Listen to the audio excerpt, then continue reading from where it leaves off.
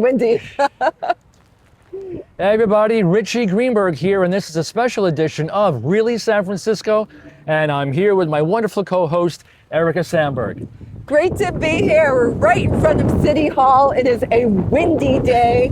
We have Election Day coming up. We do. In a couple of days, voters of San Francisco will be casting their ballots, if they haven't already by now, and they can vote in person inside City Hall, or they can drop it off at a drop box, which is right on the end of the other end of the City Hall, or they can mail it, or they can go to their voting, their poll place in their neighborhood. Now, Richie and I wanted to be here on location for the first time. I think this is the first time we've actually done this. Because, look, elections are important. They're special. This is a unique time for all of us here, right? We actually get to have a say in who is going to be our leader, what kind of ballot propositions that we vote for or vote against. Right, representatives in Washington, D.C. Yes, it is so important. So, you know, this is something that I think we're both, you and I, right? We really encourage people to get out the vote. If you haven't done it, do it. You know, it's these primaries, these summertime, people are gone. It is a low voter turnout. That's right. The turnout is expected to not be very high, but it's interesting because the races that are being decided this coming week are the kind that don't use ranked choice voting. Here in San Francisco, it's notorious, this ranked choice voting mechanism. And what happens with that is we wouldn't have the primaries now. There would be only the decision, an automatic primary as part of the general in November. But because this is a Washington, D.C. race, and also, we've got the governorship coming up. The primaries have a different kind of how it all works.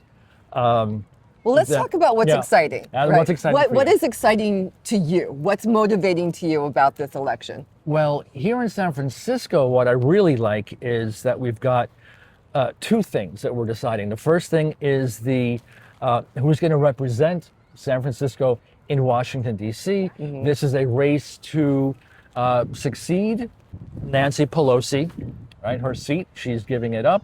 She's retiring, and so there are 4 prominent candidates that are running. And then the governorship, of course. I mean, that's not just for San Francisco, that's for all up and down the coast.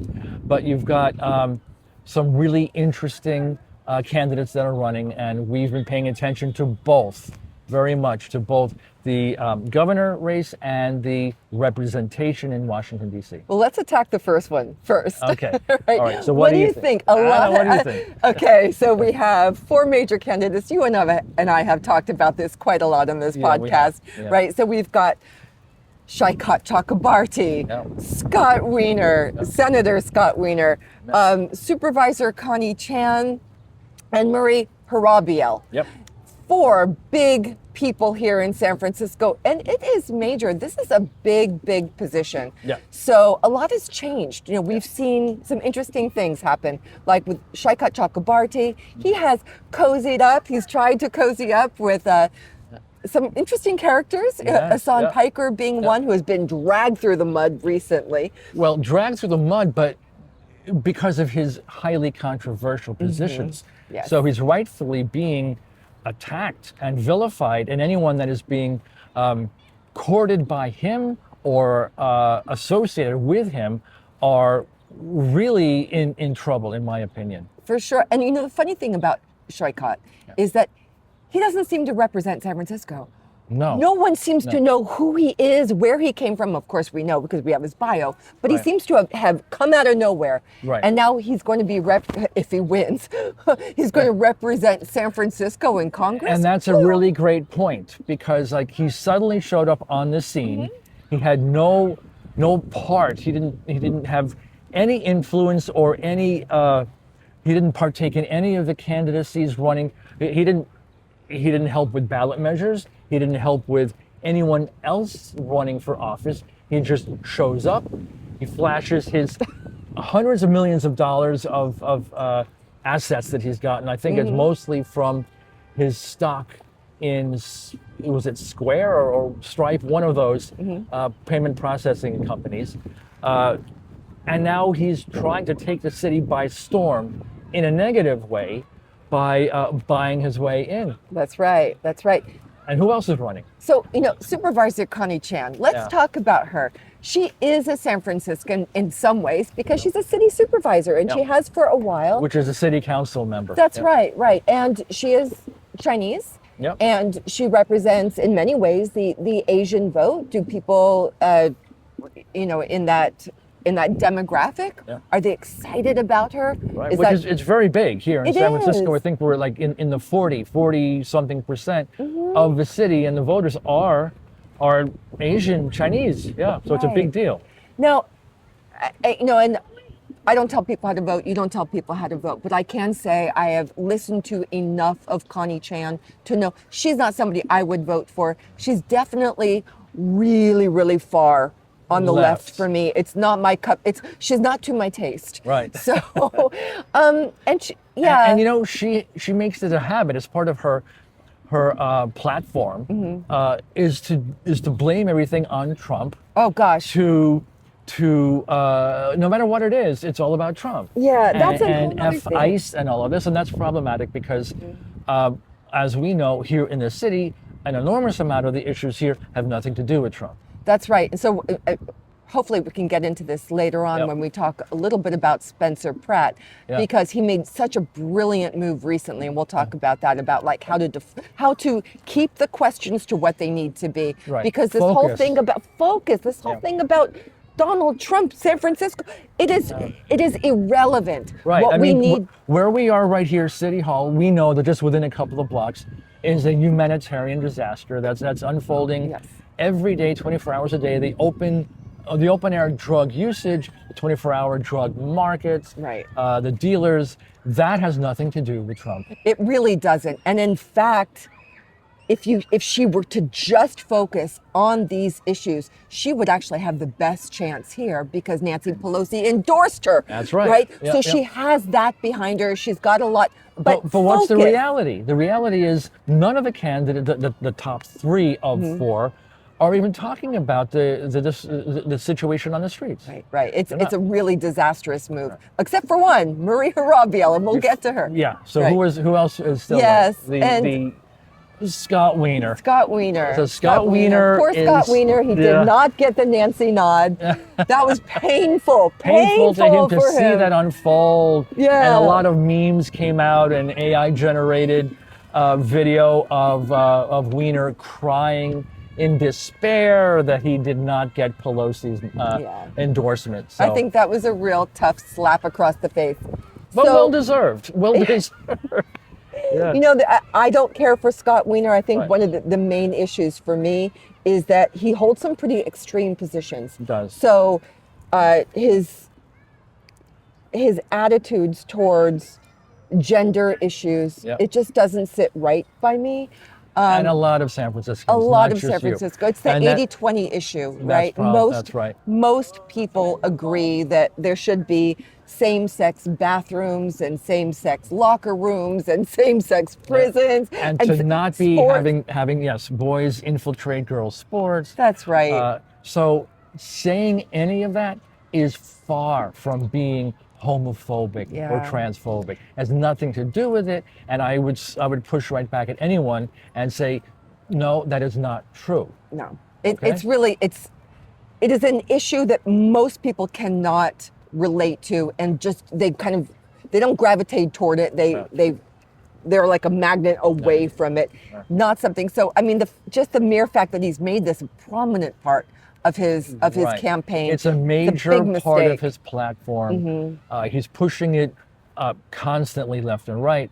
He talks about anyone that wants to question that is being anti-American, undemocratic, or trying to take rights away. No rights are being stolen. No.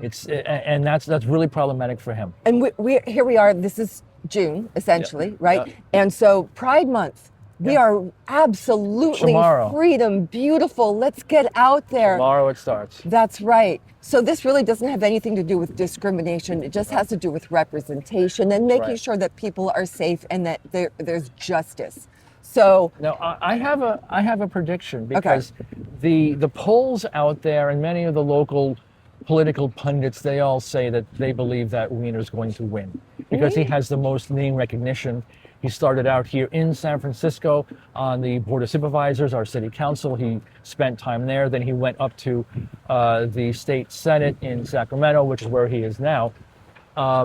That he has the best chance that he will win, the best name recognition. But if he wins, right, and he gets sent off to Washington, D.C., he's going to face a hell of a time, a hard time, trying to match the amount of legislation. Right. And the specialty, very narrow niche kind of legislation that he was able to pass here, especially around LGBTQIA plus legislation. He's going to have a hell of a time over there. And I wonder if that's going to really frustrate him. It may, but let's remember, of course, that this isn't this election on June 2nd. We're not elected. It's two people, right? Yeah, so whoever the top two vote getters go to November in the general. So if it's Scott Wiener, then it's going to be Scott Wiener and someone else. Right. So who's the fourth candidate? Of course, it's Marie Hurabiel, who has been campaigning nonstop. That's right. And right. Yes, that's right. Yeah. Right. And I mean, she is by far the most moderate. She's by far the person who is the most mainstream. Pragmatic, as they say, mainstream. Yeah. Has the best kind of solutions to what we have actually here on the streets. Yeah. And that's a big difference, because the resources that can be given to San Francisco by an elected member in Congress is very transformational. Yeah. And yet we didn't see so much of that from Nancy Pelosi, here and there. But the other three prominent candidates here have mentioned nothing about what they were going to do to help the street conditions here, except instead what they talk about is how they're going to push back on Trump, how they're going to work to eliminate ICE, how they're going to cut off funding to Israel, things like that. Nothing to do with what would benefit the San Franciscans directly. That's right. So vote accordingly. Vote accordingly. Right, vote accordingly. All right, so what else do we have to talk about? Okay, we could talk about the governor. The governor, right? We're going to be voting right. on that. Governor also. Right, we've got some interesting candidates. Another very contentious race. Mm-hmm. You've got a couple of Republicans, you've got a bunch of Democrats, and the interesting thing is that the Republican leader in the polls right now is Steve Hilton. Yes. Who we went to one of his campaign rallies and town halls a few weeks ago. San Francisco, of course, is not known for being a Republican stronghold, which is, a problem, but he's not running for governor of San Francisco, it's all of California. Yeah, that's and right. As of last count, there are literally millions and millions, 5, 6, something like that, 7 million registered Republicans in the state. When Trump ran in 2024 in November, he got a sizable number of Republican votes, and I think it was even more than the number of registered voters. So there's a lot of disgruntled Democrats and other independents that wanted to see change. And I think that's what's going to really help with Steve Hilton in his bid to be governor. That's right. So the other Republican candidate is Chad Bianco, right? Who is down in sheriff of Riverside County. I think so, yeah. Southern California, right up against the border. He's also doing well in the polls. In fact, all the major contenders are doing well in the polls. Yeah. It's a tight race. Right. So what about the Democrats? Well, you've got Javier Becerra, which is a very problematic individual for a few reasons, but him and any of the others who are running, including Tom Steyer, who has no experience in terms of actually winning and governing, although he ran for president, spent an enormous amount of millions, hundreds of millions of dollars combined between the two races, the presidential and now, and he doesn't do well. No. So this particular race, it seems that he has a better chance. He kind of worked his way up, and right now he's in among the top. Well, my gosh, his ads are everywhere. Every time you turn on TV, you go on social media, he has the exposure. The exposure. Yeah. I cannot. I'm sorry. I will come out and say this right now. I cannot stand the man. I can't stand him either. He makes me have a full body shudder. There's something about him that just reeks of being disingenuous. A billionaire that made his money and is now turning it around against fellow rich billionaires. Yeah. This whole business about we got to make them pay their fair share, and they've got to. We're going to be against billionaires. Look, dude, you are such a hypocrite. Yep. You have buckets of money, more money than I will ever dream of having. And he could have used that money for some other benevolent venture rather than 200 plus million of his own money to run. And we here are in San Francisco, which is a very liberal city, right? And I'm not seeing this huge kind of groundswell of excitement for him either. Right. So if he's not igniting passion here, I don't know where he is igniting passion. In the area, the neighborhood where I live, we are fairly close to the neighborhood that Tom Steyer has a home. And in driving around and riding my bike around and walking, I've only seen one Tom Steyer window sign, only one. But, to be fair, I don't see any of the other candidates. A few Sarah, that's what I've seen more of anything else. No Katie Porter. Oh yeah, I haven't seen anything. Well, she's polling in the single digits. I think. And so is surprisingly Matt Mahan. I know. He tries. He seems to be among the most centrist, moderate, and yet he is polling also in the single digits. Which it baffles me because it seems like he would be somebody who people would gravitate toward. There's nothing dramatically bad about him. There's nothing dramatically fabulous about him. He's just a kind of a straightforward politician, mayor of San Jose, done quite well. And the thing that has made the governor's race so just totally wacky is the fact that you've had controversial people such as Eric Swalwell, who came in, announced he came in, and all of the Democratic machine coalesced around him. Yes. He rose in the polls, then crashed and burned with the controversy. And now the Democrats are looking for someone else to go ahead and back, and now it's Becerra. Yes. But what we see now that he's pretty controversial himself, and will that survive? I mean, we've only got a couple of days left. Yeah. But if he does win, it's not over. That will just get him and whoever else finishes top to go to November. Exactly.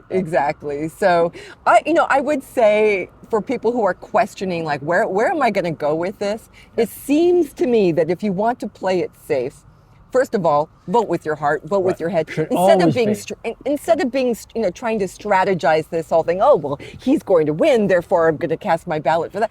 Get rid of that mentality and just be allowed. What fits me the most? Right, because the thing that is one and of my community. On the community, of course. One of the worst things that voters do is they look at this as like a horse race that they're betting on the winner. That's not the idea. The idea is for you to say who you would want to win, who would be best for you, for the community, for your loved ones, for your business, for tourists, for everyone.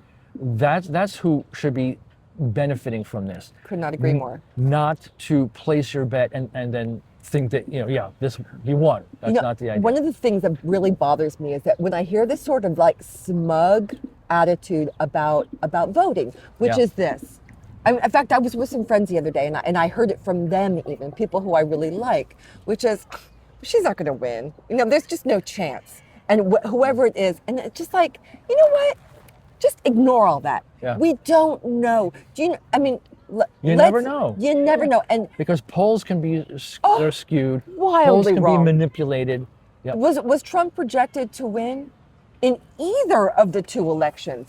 The first one, no. No, and the second one, no. Well, I think it was very close in the second one. So very close with Kamala. That's right. Yeah. So kind of, I would say, leave that all at the door. You don't know who. So just vote for the person who you do think is going to do the best job. Who you want. That's right. It's who you want. Let's talk one ballot measure at least that I really am passionate about. All right, Prop D. Prop D. Okay, so Prop D is a local San Franciscan Cisco ballot measure. It is, and it's really kind of near and dear to my heart because I went to a small business forum just recently, a couple of days ago, and it was packed full of small business owners.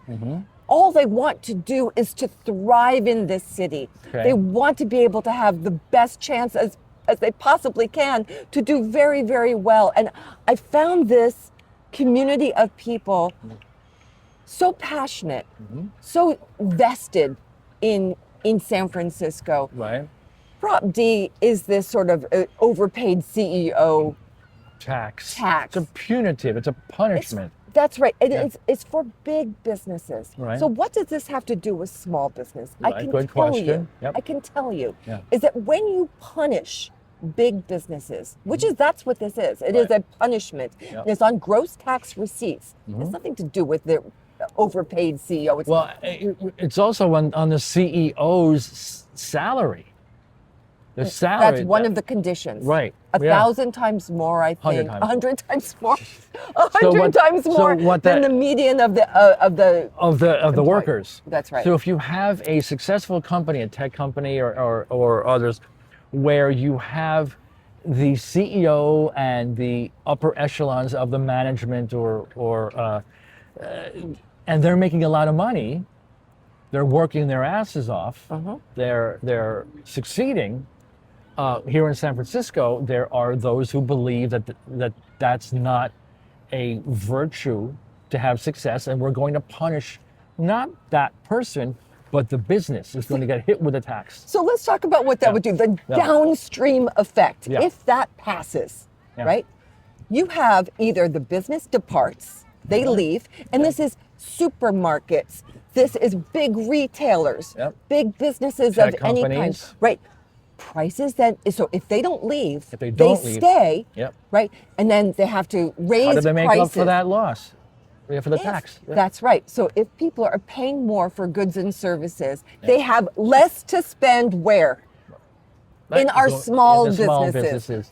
Right, to go out for dinner, to go for a drink, to go to a restaurant, a cafe, to go spend in the little mom and pop shops. You have to think ahead. You have to think about these steps. Right. What will it do? These negative